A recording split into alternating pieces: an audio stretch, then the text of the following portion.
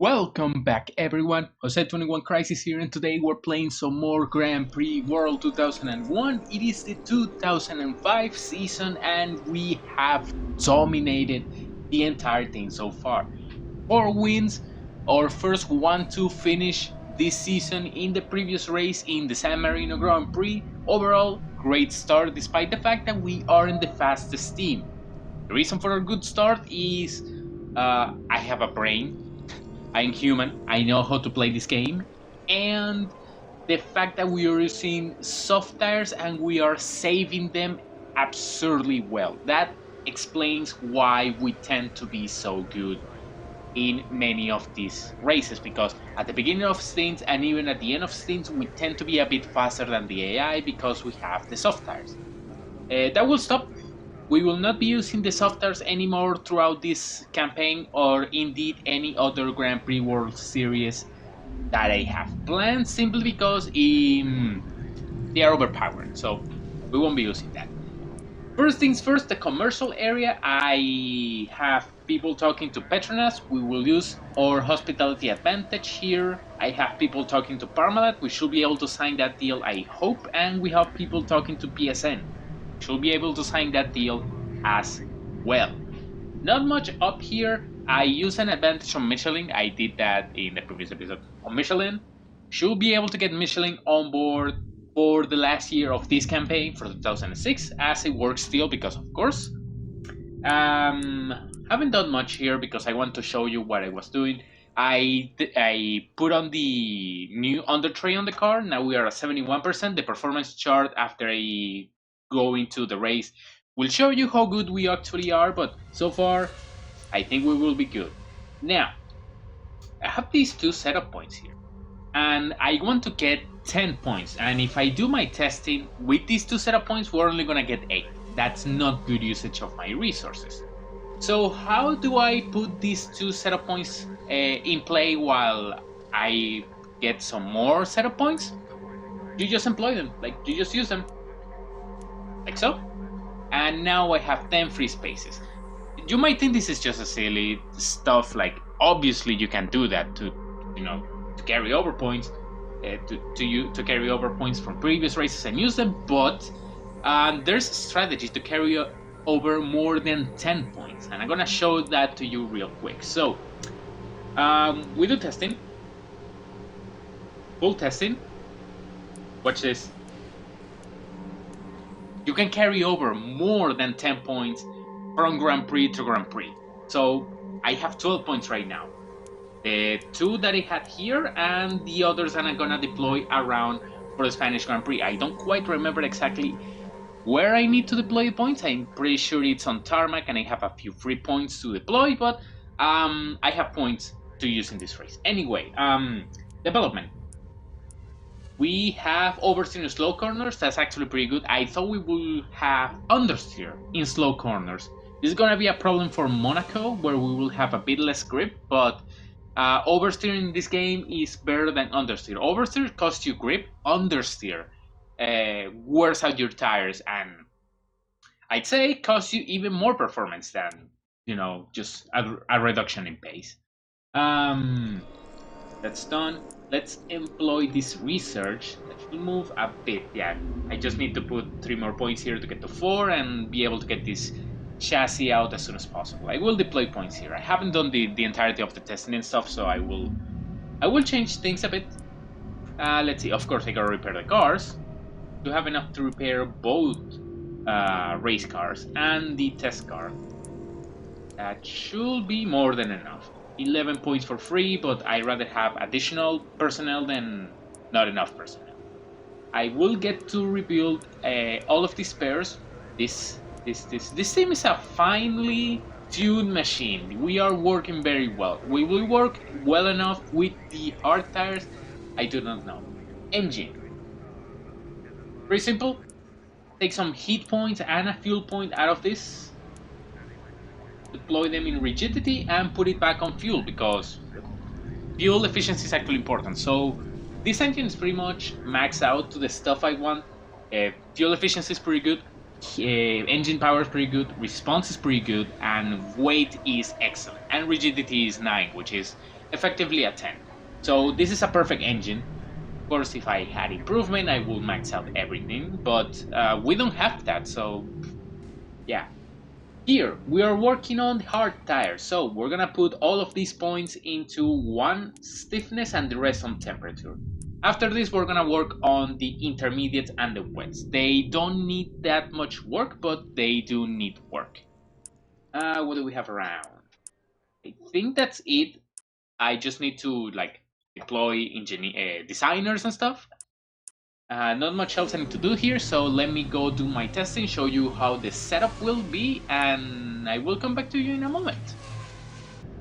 Right, so this is what I came up with, at least in terms of designer. 25% so that we get 3 blocks, 25% so that we fill up this bar, in theory, 30% so that we fill up this bar. Fortunately for me, I don't have to do hydraulics reliability, because, you know, heat is low, so hydraulics are gonna wear more, but since I have high hydraulics, it doesn't really matter at this point. What does matter is that my brakes need to be a bit more reliable. And maybe I should work on the throttle as well, but it will be fine. And the remaining on the active suspension program, which will probably won't get, but gotta have hope. Everyone is gonna be on the hard tires. I did test on the soft tires to see how they were relative to each other. The soft is faster, so I'm not gonna use that, only hard tires. E specification because it's the best engine we have at this time, and this is the setup that I'm gonna use. 2 tarmac points, 1 dust point, and 1 wind point. I consider bringing the dust point over to Monaco, but I think we should be fine with this setup that we have, at least for both Spain and Monaco. Let me just jack this up to max, because of course qualifying, gotta get out there with the least possible amount of fuel that we can. Save the game, because I don't want to do all of that again. Confirm order, setup is confirmed, yes it is confirmed, confirm assembly. This is fine, so we get in there.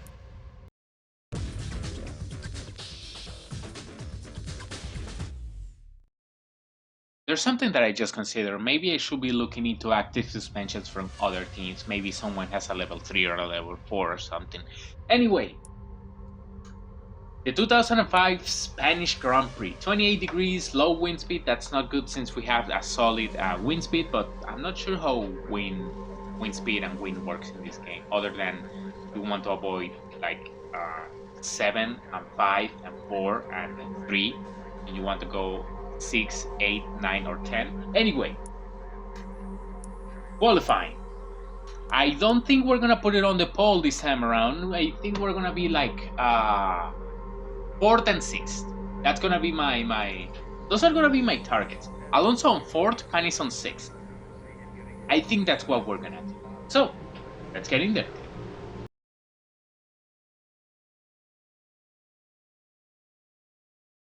Right, so first pole position, is it the first? Or was it? Pole position for Ralf Schumacher of Ferrari, and it is a Ferrari 1-2 for the Spanish Grand Prix. Fernando Alonso in 3rd with Oliver Panis in 4th. This is the real performance now. This is how good we actually are. Just good enough for 3rd on the grid, which I'll take it. Barrichello is 5th with Montoya and Coulthard 6th and 7th. Verstappen 8th. Clear underperformance for McLaren. I expected them to be just behind us or in front of us. Not sure what happened to them. I think they will come back. Raikkonen and Frentzen 9th and 10th, and here is the rest of them. You have the Saubers, the Benettons, the VARs, Minardis, Jordans, and Jaguars. Everyone is like in grid order, like 2 Jaguars, 2 Jordans, 2 Minardis, 2 VARs. Everyone is in performance order except for the McLarens, who are splitting the Williams. Probably because Verstappen had an 8/10 gap to Barrichello. So maybe it's Barrichello that overperformed and we are actually just behind Ferrari in the performance, I don't know. I have not seen the performance chart. You have, because I put it right in between the start of qualifying and the qualifying results. So you know how good everyone is. Very dry, low wind speed. Okay, it's fine. 1E engine will serve us well for this race. Now, I only did 3 runs, so I in theory could run the 3-stop strategy, which for the lows I'm gonna try with Panis. I'm gonna try the 3-stop strategy with Panis. So around 20, then 15. Bunch of 15 laps. And Panis is gonna be able to push with this configuration he's gonna have. 15, and then is 50, not 51, 50. 20, 15, 15, and tire sets 4, 5, 6, and 7. Didn't even need to do a 4th run, just 3 runs, which is fine. Tire set 3 should be scrubbed, but it isn't for reasons. Alonso's just gonna run the traditional 2-stop strategy. No, the 2-stop is not traditional around this track. And there we go. Tire sets 4, actually 5, 6, and 7, and keep tire set 4 ready in case of an emergency, which I hope doesn't come. So 3-stop for Panis, 2-stop for Alonso. These are decent strategies. I think I'm gonna be able to push them a bit more, especially Panis's 3-stop. Gonna be able to push it 1 or 2 more laps, while Alonso probably also gonna be able to push it 1 or 2 more laps. Ready to go? So let's go. And save the game, of course. Brakes are high, acceleration is pretty high. Panis acceleration I'm actually gonna be able to keep there, although I'm not gonna do that because I want to be able to push his stint a bit longer. Lights are on, lights are off, and Alonso is not gonna survive the race. Alonso is cooked already. Of course. How we kick off this episode with an Alonso engine failure? That is the correct way to do this, right? Renault failing us at the beginning of the race. Anyway, Panis is 6th and probably not gonna win this race. What is an Arrows doing there? What is an actual Arrows doing there? Come on, Panis, you need to get a move on.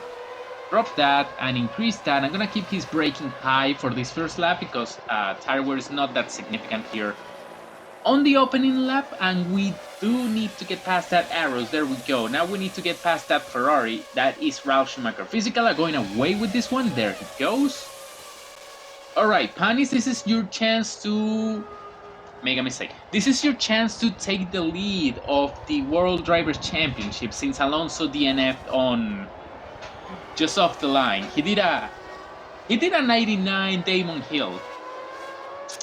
We don't have traction control. We don't have launch control. We do have traction. We may have launch control. Anyway, drop that to 5. There's gonna be some tire wear, but we need to defend.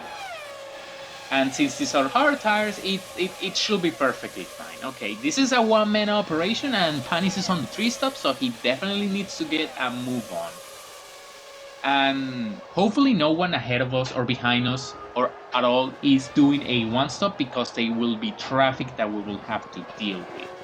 And he seems to have some decent pace and, well, doesn't seem to be catching the McLarens, but he is pulling away a bit from Ralf Schumacher, although Ralf Schumacher might be closing. Sorry, not pitting, closing. Let's see, what are the gaps? There we go, 2.3 and 0.8. 1.1 and 1.3. Okay, Panis has some solid pace. He should be able to do fine. Now he just needs to get past both of those McLarens and up to better positions. Let's see the completion of this lap and see how everything goes. Of course, the moment I switch off from the soft tires, it's when troubles begin. First Alonso the end. What happened to Trulli? He just crashed with someone. We will see who that was in a moment. But yeah, I switch from the soft tires to the hard tires permanently, and we begin to have issues like Alonso's engine exploding, which was not in my bingo card, that is guaranteed. I thought the engine will survive even a bit longer. And that means Panis is not safe either, because there isn't the same spec of engine, and if Alonso's engine could explode, then that means that means Panis' engine could explode. I'm not sure why McLaren aren't switching Coulthard with Montoya, but go on, keep doing this so that we can catch you faster. I say this, it was just gonna be this lap, but I wanna see maybe no one DNF with Prix. Time to pass. Okay, here I'm gonna have to cut the recording because I cannot record all of the race. I don't have enough disk space for that. There goes Panis on 2 seconds. Okay, got enough recording. On to the future we go. Things happened way too quickly for me to do it. I did have the frame limiter off, but physical is out. What's up with the DNFs in this race? First we had Alonso DNFing on lap 1 because his launch control burned the engine. That's the story I'm gonna go with. And then Fizzy goes out with an engine failure. This is exactly what I thought will happen with Alonso or Panis. Some sort of engine failure that will happen at random in I don't know, lap 17 or something like that. Will take them completely out of the event, but I didn't expect that to happen to Fizzy of all people. Also, Mazzacani on DNF with hydraulics. I do not know who truly crashed with, but apparently whoever they crashed with, it's perfectly fine. Will Panis be able to win this race? We'll see. He's on a 3-stop, so he should be fast, but, well, he's being plenty fast. 6.3 to Ralf Schumacher is pretty good. So, well, as long as Ralf isn't closing, which he is, we might be in trouble. Anyway, let's go away to the future and see what happens then. You know, I was hoping Panis could create a bigger gap and that he could save some fuel, but he did not. So instead of trying to extend, I'm actually gonna bring him in this lap. The reason for that is that he is finally run into traffic, so this is the ideal time to just get him into the pits and be able to get ahead of this traffic. So he went. He's gonna have a very good position actually. He is second and he is racing. He's racing Montoya, and he might be able to race Ralf Schumacher in a moment. Fisichella. Ralf Schumacher. Yeah, Fisi died. So it's fine. I also increased his acceleration to 6, and the reason for that is that with the current orders we have, with the current stint length, how long this stint is, he can actually do with a bit higher acceleration, and he will be faster than if I just kept the acceleration lower. So it is fine. I tried to pit early to get out of this traffic. That's one of the things you do with a 3-stop. You try to pit when you reach traffic, but it seems that will not work this time around. So I'm gonna have to get to traffic the old-fashioned way if the traffic decides to not be idiots. Dad, thank you. Okay. So Pan is second. Being hunted down by Montoya, who has some decent pace. We will see where Panis manages to get. I think he will be able to get Ralf Schumacher eventually. I'm not sure if it will be on track or on his stops, but he can get him. And it will be under stops because Ralf Schumacher just went into the pits. He is clearly on a 2-stop strategy, and Panis has some impressive pace. I think Panis can win this race. Alonso could have won this race himself, but, well, retired, so that is unfortunate. I think we can safely cut to the half-race report unless something explodes on Panis' car. Maybe the hydraulics go, or the electronics, or the engine. I hope nothing like that happens because we're in a very good position to win this race despite using the hard tires and going on a 3-stop. I am unsure of why this version of Olivier Panis is being so dominant right now, but he's being dominant. Welcome to the House Race Report presented by myself. Olivier Panis has a 27-second lead over Ralf Schumacher, coming in for his second stop of the day, only one pit stop remaining for him. Ralf Schumacher is nowhere. Look, look, look. I'm not sure what's happening with everyone else, but all I can tell for sure is that, Panis has been dominant. Alonso, I'm pretty sure, will have been just as dominant as Panis is right now, but we cannot be sure of that. So, here is the current standings. Olivier Panis from Ralf Schumacher, Juan Montoya in third, David Coulthard on fourth, Jos Verstappen on fifth with Rubens Barrichello sixth, Heinz Frentzen is 7th, Weber 8th with Alesi 9th, Bernoldi 10th, and Raikkonen 11th. I'm not sure what he's doing in 11th place, Raikkonen I mean, but he is there. Now, when I made the switch to the hard tires, I expected that we would not be as fast as we are, that we will be fighting with Ferrari and McLaren a bit more, but it seems that Panis took offense to that, and he has been a dominant force throughout the entire race. He's been unstoppable. The only thing that could stop him is the car giving up on him, which I don't think it will do. I don't think we'll be that unlucky, but it could happen. This race is also fine in terms of the constructor standings because physical at DNF, so Ferrari won't be getting as many points. McLaren will be getting some points, but not enough to offset us, so that is perfectly. In terms of the driver standings, obviously, Panis will take the lead and Ralf Schumacher will get closer to Fernando Alonso. It's the only way Ralf Schumacher could legitimately threaten us is if he keeps up this consistency and our cars continue to DNF. I'm usually pretty lucky in terms of DNFs. I usually don't get that many DNFs because I do focus a bit on reliability and don't really push the engines as much. I'm pretty lucky, speaking of luck, I'm pretty lucky that despite the fact that I'm on full top speed and on 6 acceleration, the engine isn't overheating. Otherwise, I will have to lower acceleration and that will be pretty sad.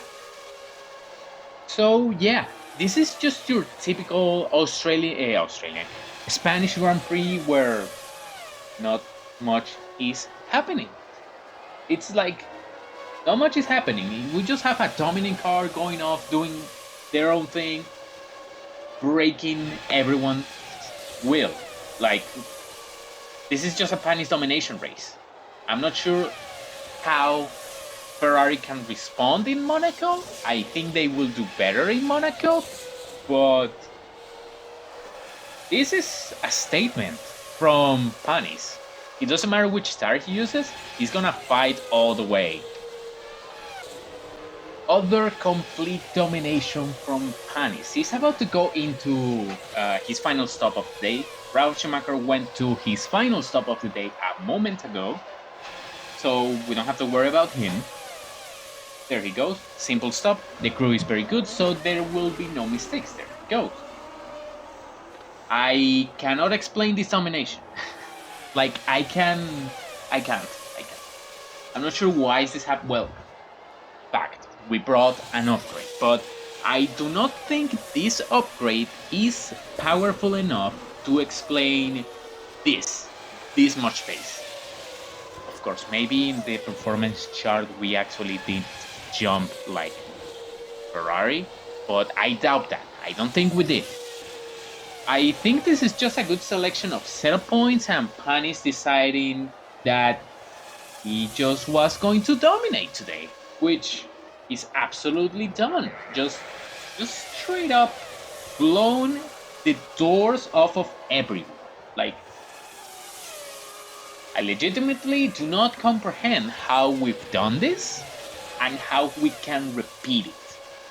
I would like to, because I would like to repeat this in Monaco and every single race in the future, but I just don't know how we've done this. We are too fast. Well, don't I English is hard. I think I know exactly what happened and what I did to get this much domination, and that might well be the win rating. If you've seen my Grand Prix World Manager spreadsheet, goodbye Luciano Berti, he was on a one stop. If you've seen my Grand Prix World Manager spreadsheet, you've probably seen that I have a sheet where I have the setup points that I want to deploy, and one of the main ratings that I use is the win rating. Maybe that's what's coming into play here. Maybe my use of win points and the specific allocation of win points that I used is so good that it gives us more grip, and the AI doesn't know this, and they don't put enough win points to be able to get the performance increase that they could get. So in this case, like I mentioned before, you want to get win to 6, 8, 9, or 10. You do not want to have 3, 4, 5, or 7, because those decrease grip instead of increasing it. Why? It is an error in the code, I suppose. So yeah, I am using that amount of wind points to give us a bit more tire grip. That's what it does. It modifies tire grip. 4, 5, and 7. 3 to some extent. Reduces the amount of grip you get. So do not put your points there. Also, it reduces fuel consumption, but that's not the big effect. So yeah, maybe, possibly, perhaps we are... What's the term I'm looking for here? We have more grip than the other AIs, and that's why Panis is being so dominant.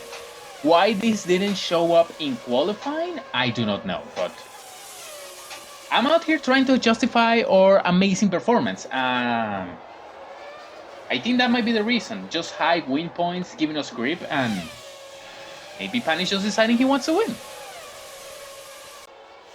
I can tell you that this race was never in doubt for Olivier Panis. Took the lead of the race eventually.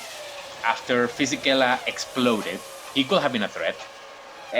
Completely dominated the race, despite Ralf Schumacher doing his best to trying to keep up with us. He has completely failed, and he's lapped everyone up to up to 6th place. The only one that will be saved is 5th place Rubens Barrichello. Olivier Panis will win the Spanish Grand Prix. Absolute dominant performance, like how to explain this? This is absurd. Ralf Schumacher is gonna finish 2nd and David Coulthard 3rd. I don't have explanation. This is 2005 real life. 2005 Kimi Raikkonen in Spain, to the point that he actually didn't need to push and get the fastest lap because he was so far ahead that even if the Reynolds got a turbofan, even if the Reynolds installed during the pit stop a turbojet engine, they would not have caught up with him. This is what actually happened here. So it's pretty appropriate this happened in the 2005 season. Just straight up overpowered car, I think.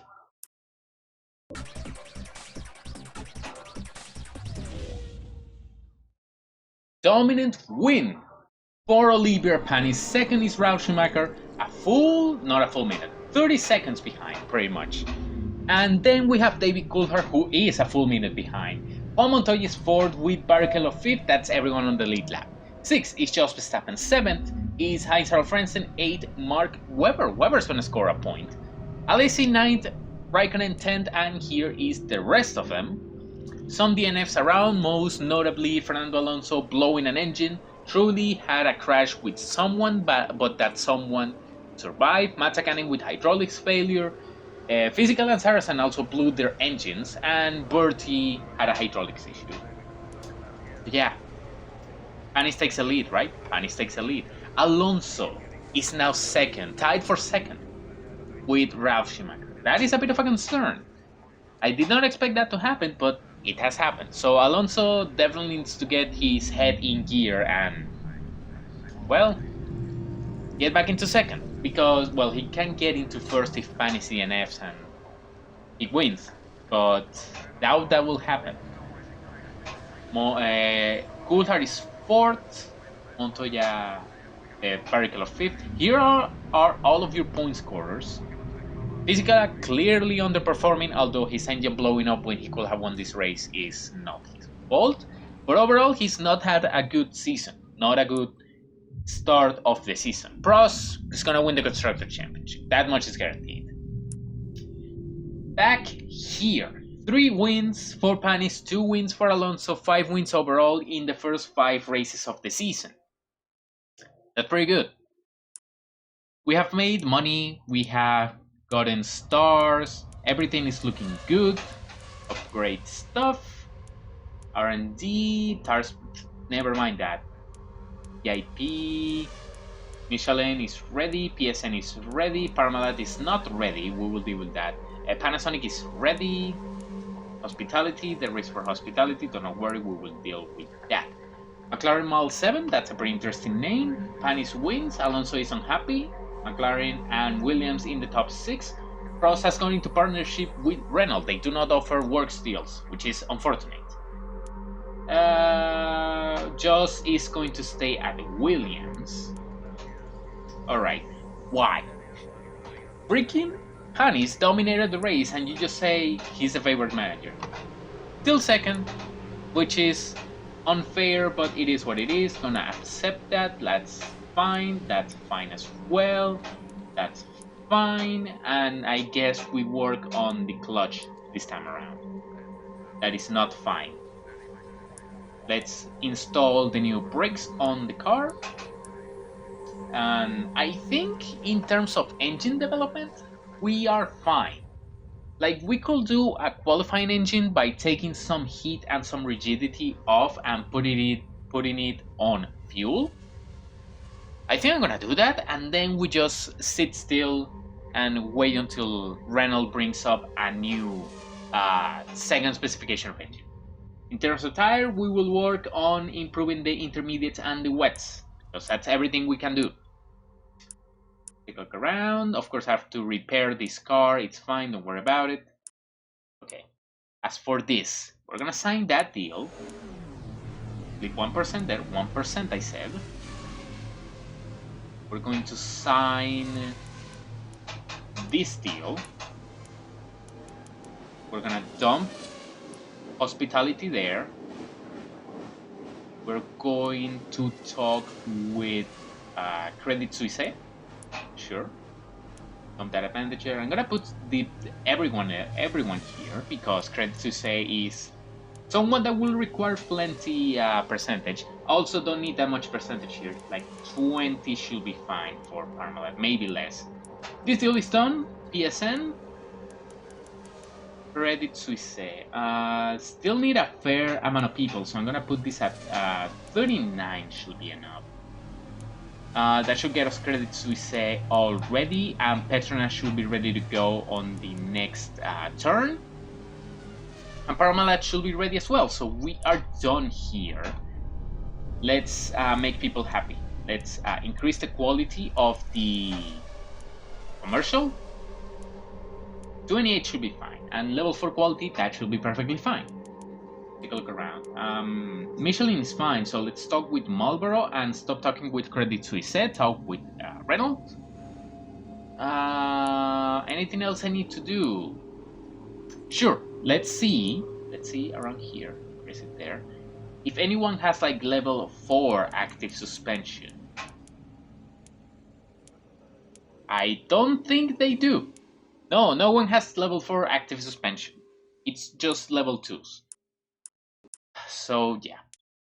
I wanted to steal an active suspension, but clearly, no one has advanced the active suspension enough to be able to do it. But let's turn on autosave, because what the hell. I've never had it on. Might as well have it on just to see what happens. Let's prepare the level 3, the spec 3 hard tires for this next race. Clearly Monaco is gonna be a 1-star.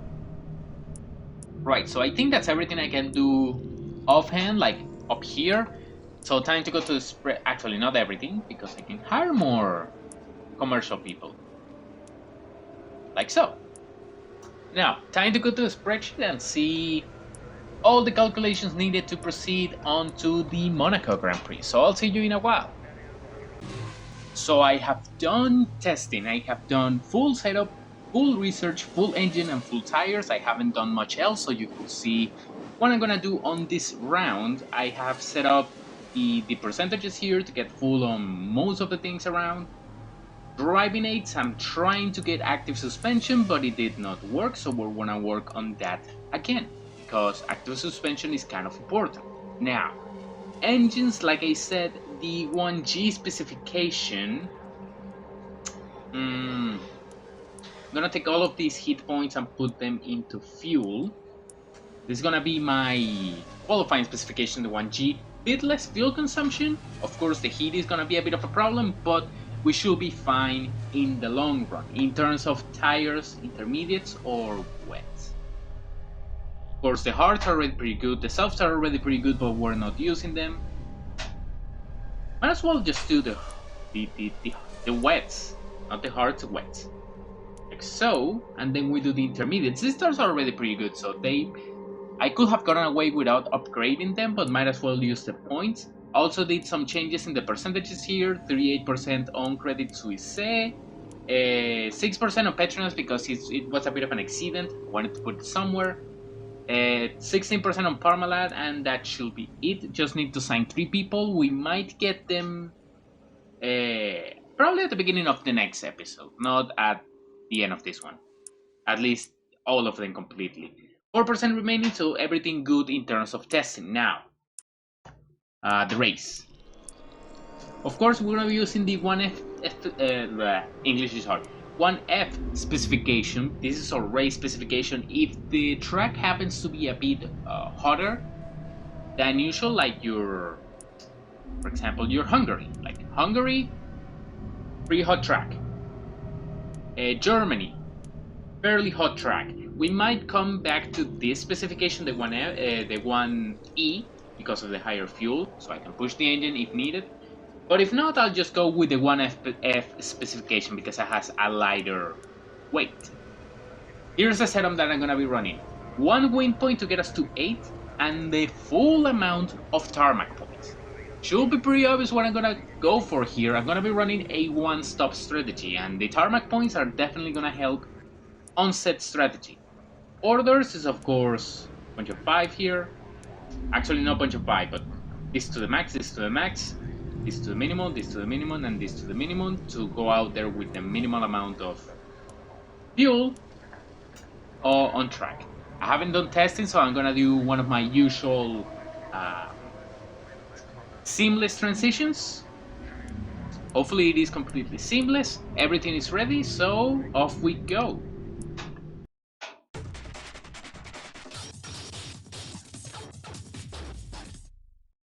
Right, so Monaco. Monaco, one stop, have to be on pole. We might not be on pole this time around. Well, Ferrari are still faster than us, that is a fact, but at least we're faster than McLaren and Williams. Part of it is the fact that our engine is now one of the best in terms of power. The other part is that, well, we have upgraded our car a little bit. Okay. We should be okay in terms of qualifying, both on hard tires, both on effectively the best engine we can possibly have. One stop so we can use all of the tire sets we want. Let's get in there, try to get a good position. So, again, couldn't put it on the pole. Ralf Schumacher on pole position for the Monaco Grand Prix, followed by Giancarlo Fisichella, Ferrari 1-2, once again. A bit concerning, but gonna have to work on that. 3rd and 4th, Alonso and Panis, just as expected actually. 5th and 6th, Coulthard and Montoya. 7th and 8th, Barrichello and Verstappen. The top 4 teams line up in performance order. In 9th and 10th, we have Frentzen and Mazzacane of all people. Followed by Raikkonen, Bernoldi, De La Rosa, and the rest of them. Eddie Irvine loses to the Jaguars. Not a good look. Not a good look for Eddie. Gonna be dry conditions. It's my mic working right now? Okay, it is. It is. I thought my mic was not working for a moment and I was beginning to panic. Anyway, dry conditions, which is fine because we were running a one stop and I'd rather use the dry conditions. I'm pretty sure we could work on intermediate and wet, but I was not prepared for those conditions, so yeah. Panis is gonna go the longest. It's gonna go 55 laps on his set of tires, on his first stint. He can absolutely do this. Like, these tires are pretty durable, so he couldn't even do a zero stopper on this. Now, I do not think the zero stopper is as good as, say, in Germany, but it is possible to do a zero stopper on this track. Alonso is gonna run a bit more of a traditional strategy. He's gonna go 45 laps. Actually, gonna make him run 48. So 48 laps, pretty long stint, so that he does 50 laps, 30 laps at the end. So 48 lap stint and 55 lap stint. I could have Panis run a 60 lap stint. Do you know what? Sure. Because in like some Monaco Grand Prix, they have run absurdly long and then pit for like just the final few laps. This might sacrifice Panis. I doubt it. But there's a chance Panis is sacrificed. But I'm gonna run with that strategy. Maybe it works, maybe it doesn't. I'm pretty sure the 48 lap stint from Alonso will work for him. So let's get in there.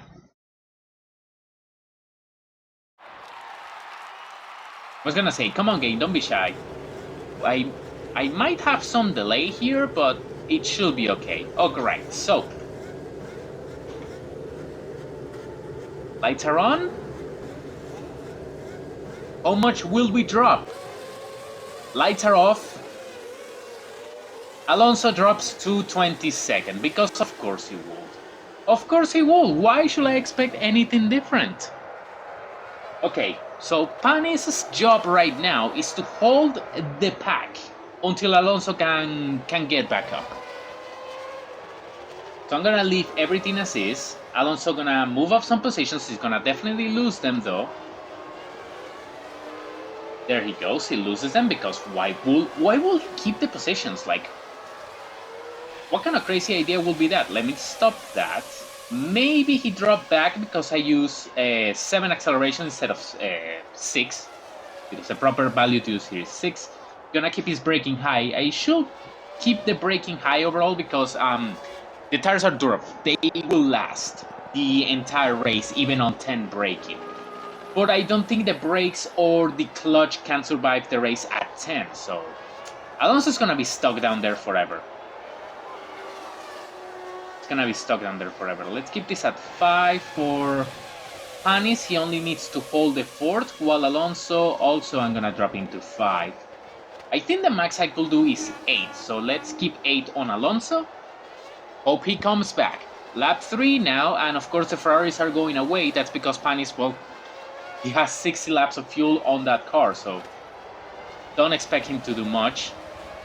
Alonso, in the meantime, he definitely needs to get clear of this pack, but the problem is that you saw him a little puff of smoke. Okay, he didn't make a mistake. I was thinking he was gonna make a mistake. Montoya passes Panis. That's not good. Alonso, at the very least, has now found some pace. He's now moving up. This is gonna be a tough one. I expected Alonso to like be the one that held position and Panis to drop to 22nd, but again, I used like 7 acceleration instead of 6, and that is that can generate some mistakes. So yeah, that will happen. Maybe Montoya is gonna fight for this win. Let me drop him down to 5 now, so that he doesn't overwear the brakes or the tires or so on and so forth. Time to make moves. This is gonna be a tough race now. But let's go into the future, see what Alonso and Panis can do. Right, 10 laps have been completed, and I had to reset Grand Prix Worlds so that my audio did sync up correctly. Stuff that happens. Hopefully it wasn't too noticeable in the previous part of the recording. Physical is leading, and he's probably gonna win the Monaco Grand Prix after losing the Spanish Grand Prix on an engine failure. Montoya is being pretty fast. Ralf Schumacher, I'm not sure what the heck is wrong with him, but he's not that fast. And we have a duality here. So, Panis is in front, like right here. He's been holding position pretty well, which is exactly all I've asked for him. And despite the fact that I have braking at the maximum, I realized that the car will actually survive maximum brakes. His tires are cold, so he's been a bit slower than he should be. On the other hand, Alonso, who has been passing people and also has braking to the max, is overheating his tires. That won't be a problem. He could still do a zero stop on those overheated tires, but it is an interesting duality that's been present. In other news, Alonso is now 8th from 22nd that he was, so his climb has worked so far. He's done very well. I don't need him overwearing his tires. As soon as he manages to catch Panis, I'm gonna try to have him have them swap positions. Again, Panis is on the slower strategy, so he should easily just give the position to Alonso and then they go on their own strategies. Right now, Panis is definitely gonna be ahead of Alonso because he's gonna do 12 more laps on those tires. The only issue Panis right now has is the fact that his tires are exceedingly cold. That will be fixed, don't worry, but yeah, the very least he's done a decent job holding the fort. We're not gonna win this race because Physicala is on fire, but I just want to finish second and third.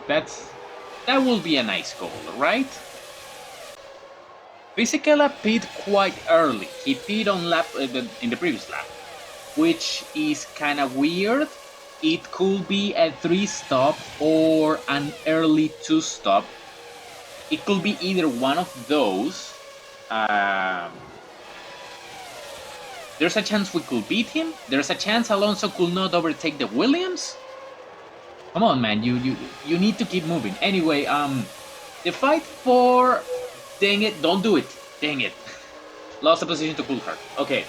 Oh no, he fought back. Okay, Panis doing good job. Panis doing some good blocking. Okay, anyway, the fight for P1 is still on. Dang it, now he managed to get the move done. Okay, so Coulthard is now ahead.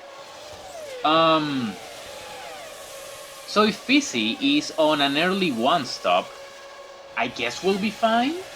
An early 2-stop, I mean, I guess we'll be fine because it's gonna have to pit again and we might be able to close up the distance a tiny bit. If he is on a early 3-stop, we should be even better. Now the question is, what can Ralf Schumacher and Juan Pablo Montoya do? Let's wait until the actual pit stop period, like lap 24 and around there, see what happens. So Coulthard just took himself out of display as did Rubens, because Coulthard had a pit lane speeding penalty and Rubens, well, he just pit a while ago. Ralf Schumacher also pit, you can see, there he is. So he's clearly on a 2-stop, and this makes me optimistic. I am actually fairly optimistic because Panis, of course, he's on a long 1-stop strategy. Let me lower that, you don't need to burn that much brake. He's on a long 1-stop to the point that Ralf is gonna pit twice before Panis pits. Of course, it would have been better if Oliver Panis was ahead of Ralf, but this definitely works out. This works out for us because we're pretty close, and we're still gonna have an overcut on the works for Panis. Speaking of Panis, he needs more braking because he needs to get clear of this traffic. But anyway, we might have a strategical advantage over Ralf Schumacher. This could be an issue. Do not make mistakes, Panis. He did make a mistake, okay. At the very least, he didn't lose the position to... Who's that? Verstappen. At the very least, he didn't lose the position to Verstappen. Traffic is gonna make everything more complicated, won't it? We got the confirmation I was looking for, that Fizzy is on a 3-stop because he just went into the pits. The fact that we're so far away from him, however, is a bit unfortunate. Panis will be fine, in the sense that... Let me increase that, because he needs to get clear of that traffic. In the sense that since Fizzy is gonna pit before Panis. There's a chance at an overcut there, but Alonso's in a bit of an issue. I will talk about that more in the half race report, but just know that Alonso's situation is a bit complicated as of now. Right, I guess it's time that we start the half race report presented by myself. So, Giancarlo Fisichella currently leads this race on a 3-stop strategy, and I'm pretty sure he's gonna win the Monaco Grand Prix. He's followed by Juan Pablo Montoya, Raul Schumacher, Fernando Alonso, Oliver Panis, Rubens Barrichello, David Coulthard, and Jos Verstappen. The Williams and Coulthard are out of this race. They cannot win it. There's no way they can possibly win this race. Fisichella is the favorite to win it because everyone else has to do at least one more stop. That is unfortunate for Alonso. Traffic. Panis draw back a bit because I do not interfere with Alonso. Fisichella is the favorite to win because everyone has to do at least one more stop. In our case, one stop. And he's ahead of everyone that has to do at least one more stop. Second favorite, well, that could be Panis. Why it could be Panis? Simple. Panis will be the last of these people to pit. So if he can, make some ground, he could beat out, well, everyone. That is only if he can make some ground. So far, he's a bit behind. I would like him to be pretty much where Alonso is, and I would like Alonso to actually be leading this race, but that's something that did not happen. So yeah. Part of the issue with Panis is that his tires cooled down and he could not switch them on, so yeah, he's been struggling. Alonso's gonna pit in a few laps, so might as well stay until he actually does so. He's been doing his best to try to catch up to Ralph and Montoya, not successfully so far, but he's trying his best. Most of Alonso's issues came from the fact that he screwed up the start and dropped to last. This is unfortunate. This is traffic that is gonna send Alonso way, way back. And it's gonna... That'll do. That'll definitely do. Who was that? Raikkonen DNFing. Alonso ahead of Panis. That's at the worst possible time that could happen. Like, period. Alonso's gonna get a fresh set of tires for his trouble. It would have been good to pit him a lap earlier. No, it's actually fine. It would have been good to pit him on lap 46. There goes Enrique Bernoldi. He's out of this race. Right. So in goes Alonso. I was considering putting him in acceleration 6, but it's fine. He's gonna be on traffic. Hopefully he clears that as soon as possible, but a bit unfortunate for Alonso. He's definitely not winning this race. Panis we will see. Panis we will have to see because he might win. He might not win. It all depends on what Fisichella does and what. Damn it. This traffic, man. This Monaco traffic, it's the absolute worst. The absolute worst. Anyway, Panis' win depends on what Fisichella does and what... please get out of the way of Alonso. Now you're making him lose positions. Anyway, it will depend on what Fisichella does and actually what Montoya does. The podium is pretty much a sure thing for him. There goes Mika Salo, goodbye. So yeah. Panis is gonna get a podium. Alonso, I don't know if he's gonna get a podium because he's been stuck on this traffic and it is hair-pulling annoying. But yeah, he's finally clear of that. Only has a Williams ahead, but he should be fine. Anyway, this has been the very long half race report and... well, we're on standby on Fisi and Montoya, so let's see what they do. Right, so it is Panis' in lap. As you can see, he went in, and it was also Physical's in lap. Why button do you? Oh no. Okay, I didn't see Panis coming out of pits. I legit didn't see him. Okay, so this time around, I did increase Panis' acceleration so that he pushes a bit more. In the meantime, Alonso does manage to beat Ralf Schumacher. So there's a positive for that. Like I said, the only other person that can actually win this race is Olivier Panis. Let's see if he can actually do so. Alonso, he'll be fine in 4th or even 3rd, depending on whenever he can catch Montoya. In the meantime, let's see what Olivier Panis can do. Panis has more than enough fuel to finish this race. But the question is if he'll be able to catch Fisichella. I think no. I don't think he catches him. But we gotta have some hope. Hope that he runs into traffic while we don't, and we can catch him along the way. That Sauber interfering will be a good start, but I don't think he will. But in the meantime, Panis has to get rid of... Oh, goodbye, Darcy Mark. Panis has to get rid of Montoya. He will do so in a moment, so, well, gotta head into the future and see what the future holds. So far, we've had a run of DNFs. So we had Kimi and Bernoldi crashing into each other. We had Salo with the electronics, then De La Rosa with a gearbox, Darcy Marquez spinning it, Eddie Irvine breaking the gearbox, Bertie breaking the clutch. So far, bunch of DNF. And stop, do not get close, I know what I'm telling you this. Now push, go. I'm not gonna get annoyed by that VAR, at least not on my own terms. Go. Good. Okay, not gonna get annoyed by that VAR unless it is on my own terms. Anyway, let's keep going. Just 10 laps to go. Actually 11, but let's say it's 10. 10 laps to go, and I think Panis has been slightly close enough to Busy. Can he actually get there? Probably no.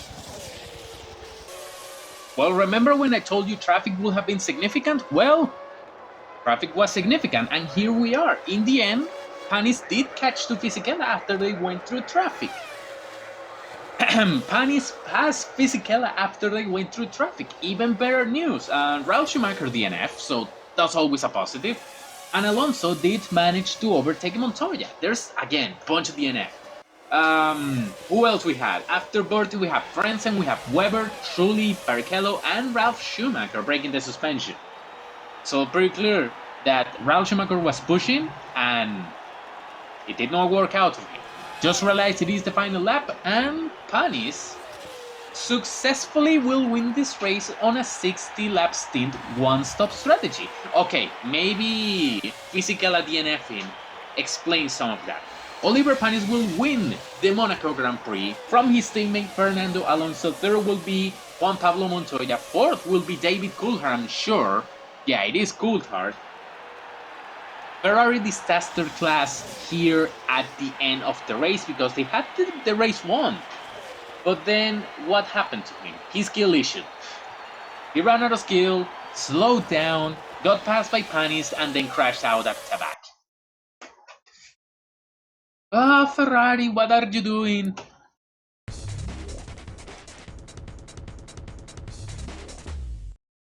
So they gift us a 1-2. Panis from Alonso from Montoya, so Montoya earns his podium in the end.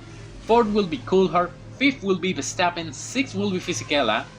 He denied Mazzacane a 6th place finish, and Saracen, despite crashing out, will finish in the point. Formula 1 things.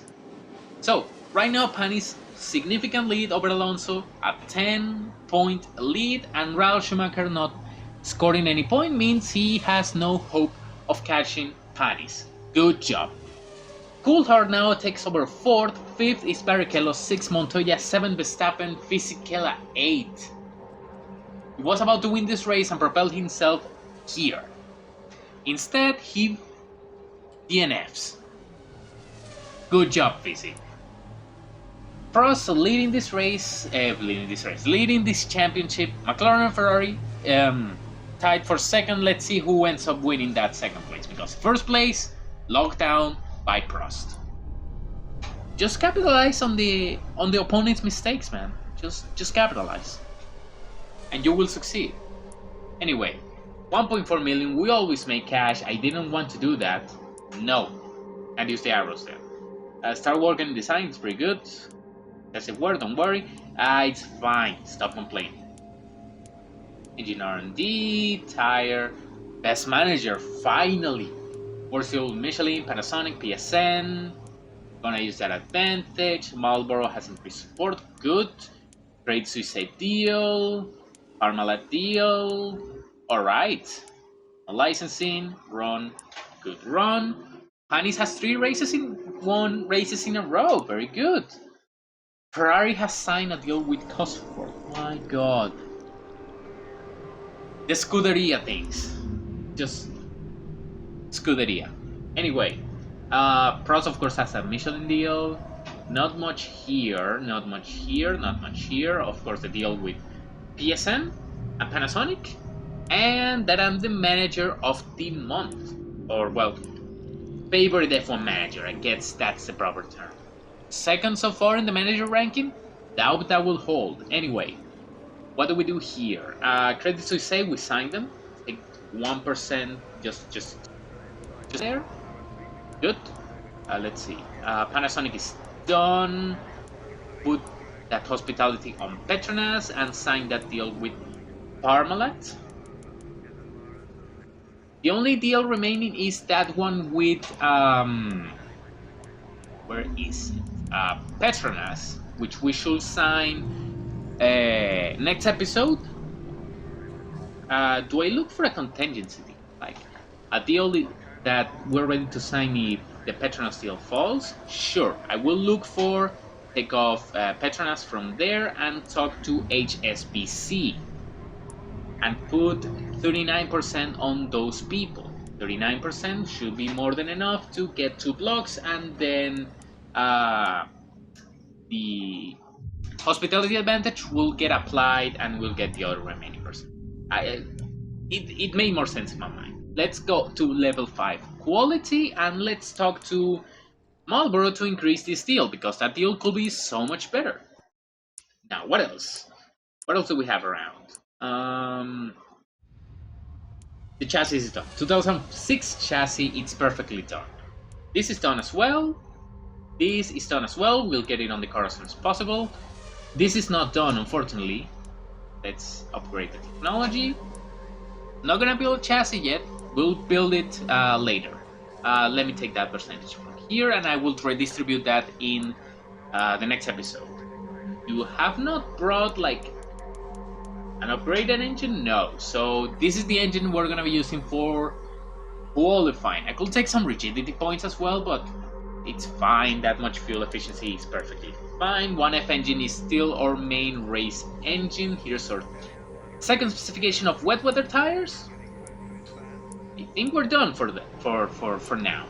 Unless there's like a commercial I can sign. There is a commercial I can sign. Good. More commercial people. And I think we're done. Winning out this season so far, and on a car that absolutely does not deserve to win every single race so far. And will only get better. Will only get much better than this. Hope you enjoyed this particular episode. Bit exciting. Monaco was pretty interesting.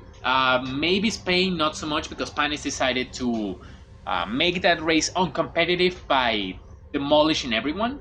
But Monaco was a fun race. Alonso came back. If only Ferrari could stop DNFing, this season could be so much better. Same with McLaren. Well, McLaren is already down there, so they are no factor. But if only Ferrari could stop DNFing, this could be an even better season. But so far, we're doing good. Hope you enjoyed. You're a pretty smart person. You know what to do with the stuff down there. And I'll see you on the next episode.